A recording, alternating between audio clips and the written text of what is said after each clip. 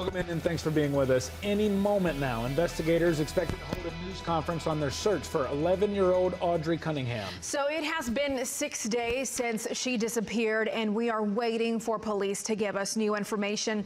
Our Chas Miller has been following this story and is at the search there in Polk County.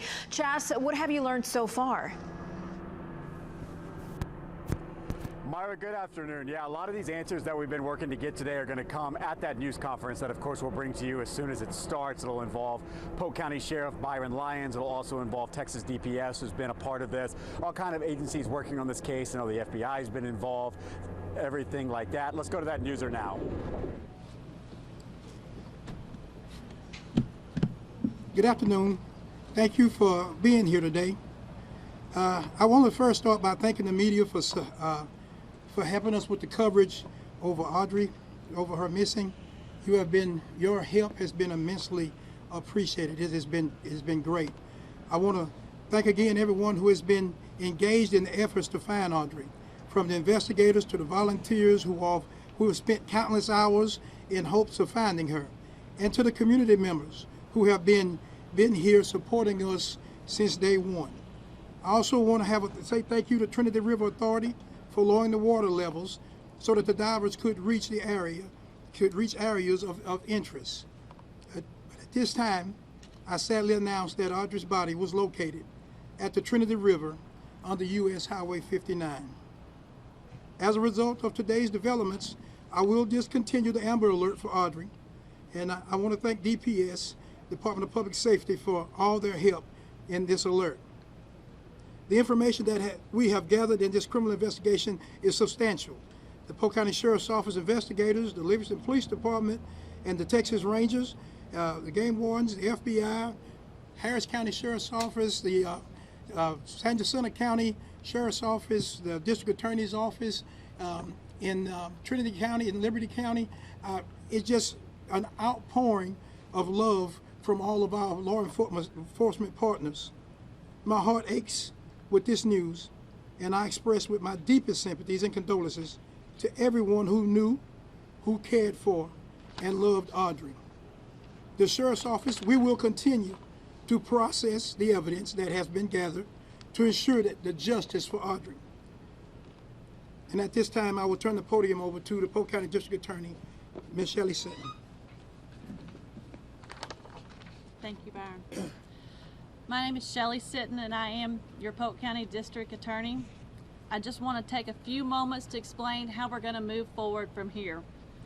Based on all of the evidence that law enforcement has collected, they are in the process of preparing the appropriate arrest warrants for Don Stephen McDougal.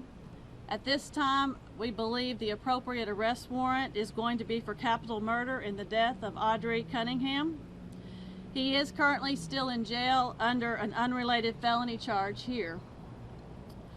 I understand that this is a very difficult time for Audrii's family and for our community.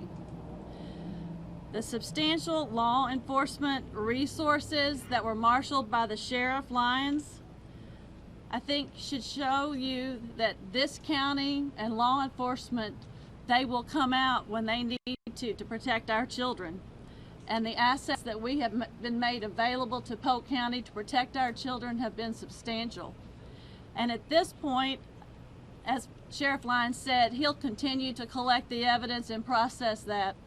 The District Attorney's Office is going to stand right beside them and follow through, and we promise that you can assure that the District Attorney's Office will be just as dedicated to this case as every one of these law enforcement officers that are standing behind you to do what is right for Audrii and bring justice to our community. Thank you. At this time, if you've got some questions, we'll open it up to a few questions. Any indication of how Audrii was killed? I cannot speak to that. At this time right now, we have transported Audrii down to the Harris County Medical Examiner's Office. At that time, we will await their results to be able to determine the cause and method of her death. But evidence suggests murder. We believe that there is enough evidence, yes. Yes. Did Don Stephen McDougal lead you to that location on the river where you found her body? Did he tell you where to find her? That was evidence that we was collecting through the cell phone analysis, as well as through our videos that we were able to collect, and some of the information that we received from him, we were able to pinpoint and set. There were several points of interest that was turned over to us, so that we were able to develop, and thank goodness and by the grace of God, one of those places of interest we were able to locate. As I understand it, what evidence links McDougal to the murder? Evidence, and right now, folks, when we start talking about how we linking evidence to McDougal and linking evidence to this case, we want to be very careful on how we do that. I would feel safe to say this, is that there is substantial evidence through the evidence that we've gathered, and some of that evidence was even gathered by the wonderful witnesses and wonderful folks out there in the social media who sent us videos, who sent us pictures. Some of that, even that evidence helped us to be able to come up with these locations, as well as the evidence from cell phones and as videos to pinpoint these locations. When you tell us the condition of the 11-year-old's body and if she was dressed? At this point right now, until we get all our information back from the medical examiner's office, we don't want to release any information concerning Audrii and condition of her body. Sheriff, what directed you to that portion of I-59 and the Trinity River? What directed you to that area of I-59 and the Trinity River? That area is one of the first areas of our concern points of interest when we started our search on Friday, well, midday Friday, and again, that's going to be developed from some of the evidence, and then yes, there was some points where he did give information, because there were several places that he said that he had went. So it wasn't a location where he said he took her, but there was a incidents where he said these were locations where he had gone. Without this evidence that you're talking about, would you have been able to find her where you found her? Without the evidence that you just described? Yes. You would have found her there? We would have found her not through him, but we would have found it through the evidence that we collected from the analysis from phones and videos would have, yes. Was she visible to the naked eye? You used a sonar. You used a sonar boat.